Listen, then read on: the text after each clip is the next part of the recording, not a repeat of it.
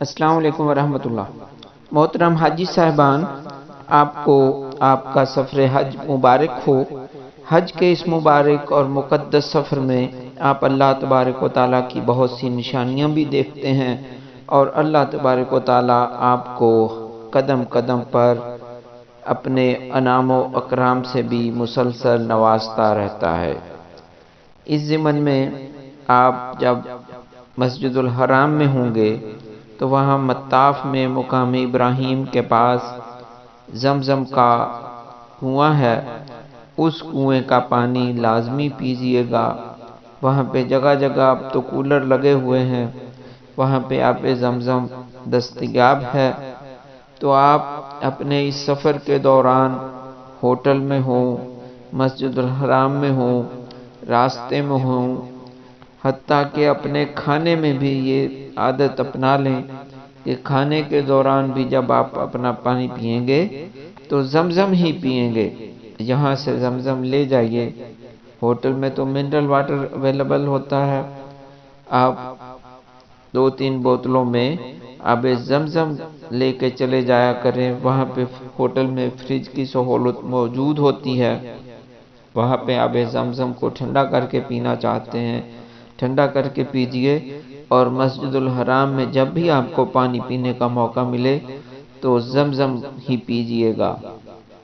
آب زمزم کے بارے میں جناب رسالت مآب صلی اللہ علیہ وسلم کا ارشاد گرامی ہے، زمزم جس مقصد کے لیے پیا جائے وہ مقصد پورا ہوتا ہے۔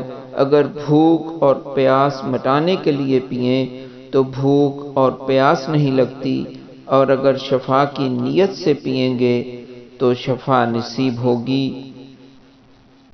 ہزارہا سال سے دنیا بھر کے پانیوں میں یہ خصوصیت زمزم کو حاصل ہے کہ وہ ہر قسم کے جراثیم سے پاک ہے۔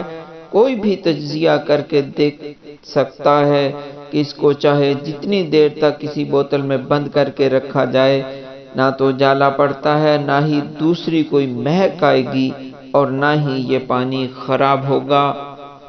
آج کی سائنس بھی اس بات کی تصدیق کرتی ہے کہ زمزم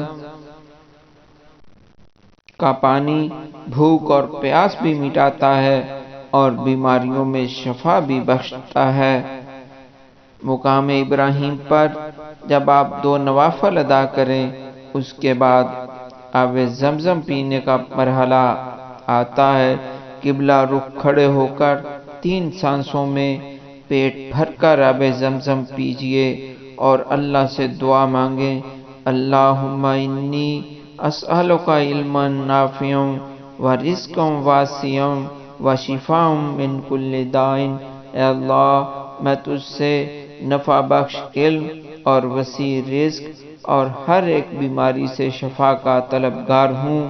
ہمارے رسول اقدس صلی اللہ علیہ وسلم رہبر انسانیت جب مقام ابراہیم پر آئے، آپ نے 2 نوافل ادا کیے، اس کے بعد حجر اسود کا استلام فرمایا، اس کے بعد چشمہ زمزم پر تشریف لائے، زمزم نوش فرمایا، اور سر اقدس پر بھی کچھ زمزم کا پانی ڈالا۔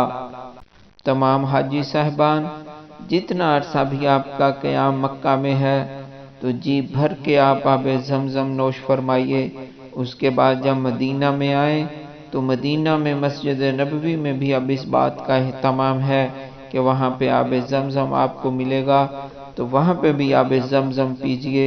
جتنے دن آپ کا قیام حج کے لیے آپ وہاں ہیں، اپنے قیام کو آب زمزم سے مزین کیجئے، اور جو بھی دعا آپ آب زمزم پیتے ہوئے مانگیں گے، جس مقصد کے لیے آپ آب زمزم پئیں گے، وہ مقصد اللہ تبارک و تعالیٰ پورا فرمائیں گے۔